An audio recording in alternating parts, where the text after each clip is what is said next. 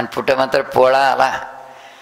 आता पोळ्याचा सण म्हणजे खरोखर आपली दिवाळीची तयारी, की ज्या नंदीच्या पायाने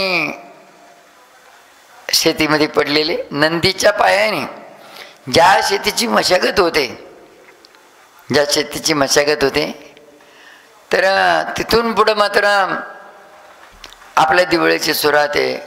बा दिवाळीच्या पिरियडमध्ये आणि आपला पोळा येतो त्या टायमाला नंदीला काही काम राहत नाही. पेरणी बिरणी सगळं होऊन जायला होतं आणि पेरणी होईल नाही त्याच्या अगोदर मात्र काही गोष्टी का पोळ्याच्या गडबडीमध्ये काही बाजऱ्या निघत होत्या, धान्य निघत होतं नवीन.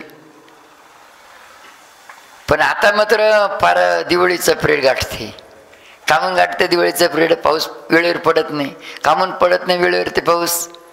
याला कारणीभूत होते बरं का? पोळ्याच्या सणाला मात्र नवीन जे धान्य निघालं तर नवीन धान्याचा नैवेद्य हा नंदीला द्यावा लागत होता. नवीन धान्य आणि गुळ एकत्र करून ते नंदीला खाऊ घालावं लागत होते. रास असेल, रासपाटी असेल, त्याच्यावरती नंदीला सोडावं लागत होतं. मग माप लावा लागत होतं. पण आता मात्र ते नंदीला तर खाऊ देतच नाही. फक्त म्हणते लक्ष्मीच्या नावाने यावा, लक्ष्मीच्या नावाने यावा, लक्ष्मीच्या नावाने यावा, लक्ष्मीच्या नावाने यावा.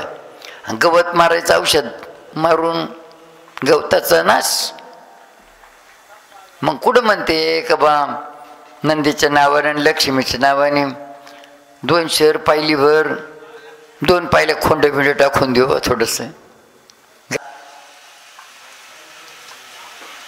फक्त लक्ष्मी. इथं मात्र सगळा खोटाड्यापणा झाला म्हणून मात्र पाऊस वेळेवर पडत नाही.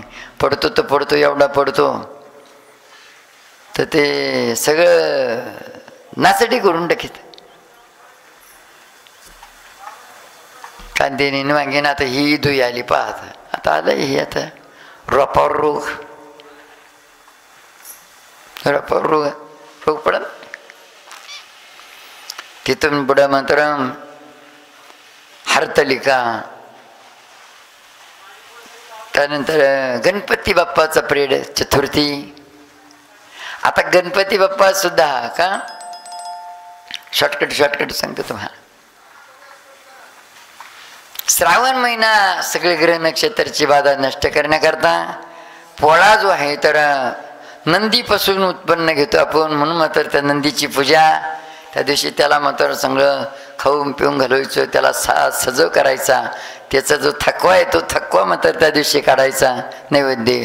आणि एखाद्याकडे मात्र बैल नसलेच, बैल नंदी नसलेच, त्यांनी मातीची आणायची, मातीची आणायचे आणि मग मातीच्या नंदीची पूजा करून ती मात्र शेतात सोडून द्यायची. आता ते काला खाईन बाजरी.